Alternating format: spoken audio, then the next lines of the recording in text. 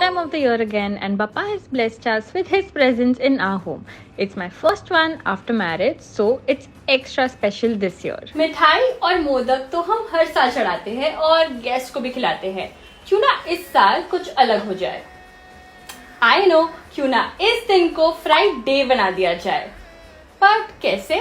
Well, ऐसे. Today's special is Patatas Bravas Chaat. So let's start by frying the McCain Chilli Garlic Potato Bites till they are nice and golden. Next, for the sauce, in a pan, add some chopped onions and saute till they are translucent. To this, add tomato puree along with all of the spices and salt as per taste. Cook this for 2 to 3 minutes, and now it's time to add McCain Chilli Garlic Potato Bites to this. Give this a good mix and place them on a plate. Top it up with some spicy yogurt along with chopped coriander and squeeze some lemon juice for that freshness. And a Patatas Bravas Chaat is ready. 1, 2, 3, 4 और लो हो गए हम गणेश दर्शन के लिए तैयार.